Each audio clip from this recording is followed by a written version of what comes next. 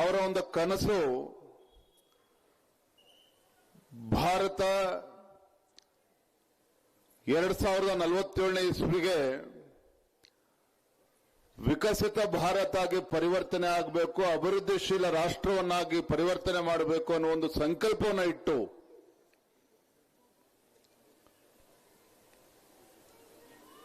ಇವತ್ತು ದೇಶ ಅಭಿವೃದ್ಧಿ ಪಥದಲ್ಲಿ ಬರಬೇಕು ಅಂತ ಹೇಳಿದ್ರೆ ಹಳ್ಳಿಗಳಲ್ಲಿ ಅಭಿವೃದ್ಧಿ ಆಗಬೇಕು, ಗ್ರಾಮೀಣ ಭಾಗದಲ್ಲಿ ಅಭಿವೃದ್ಧಿ ಕೆಲಸ ಕಾರ್ಯಗಳು ಆಗಬೇಕು.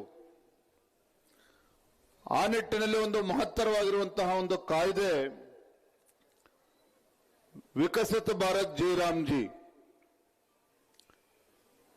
ಏನು ಹಿಂದೆ ಕೂಲಿಗಾಗಿ ಕಾಳು ಇತ್ತು ಯೋಜನೆ, ತದನಂತರದಲ್ಲಿ ಉದ್ಯೋಗ ಖಾತ್ರಿ ಯೋಜನೆ ಆಗಿ ಪರಿವರ್ತನೆ ಆಗಿ ಮನ್ರೇಗಾ ಆಗಿ ಈಗ ಅದಕ್ಕೆ ಒಂದು ಕಾಯ್ದೆಯಲ್ಲಿ ಸಾಕಷ್ಟು ಮಾರ್ಪಾಡುಗಳನ್ನ ತಂದು ವಿಕಸಿತ ಭಾರತ್ ಜಿ ರಾಮ್ಜಿ ಅಂತೇಳಿ ಈಗ ಬದಲಾವಣೆ ಆಗಿರುವಂಥದ್ದು. ಬದಲಾವಣೆ ಕೇವಲ ಹೆಸರಿನಲ್ಲಿ ಮಾತ್ರ ಅಲ್ಲ. ನಮಗೆ ಗೊತ್ತಿದೆ, ಹಿಂದೆ ಮನ್ರೇಗಾ ಅಂತಿದ್ದಾಗ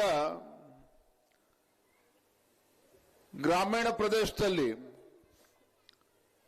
10 ಜನ ಕೆಲಸ ಮಾಡಿದರೆ 100 ಜನ ಕೆಲಸ ಮಾಡಿದ್ದಾರೆ ಅಂತ ಹೇಳಿ ಆ 100 ಜನದ ಹಣವನ್ನ ಡ್ರಾ ಮಾಡಿಕೊಂಡು ಭ್ರಷ್ಟಾಚಾರ ನಡೀತಾ ಇತ್ತು.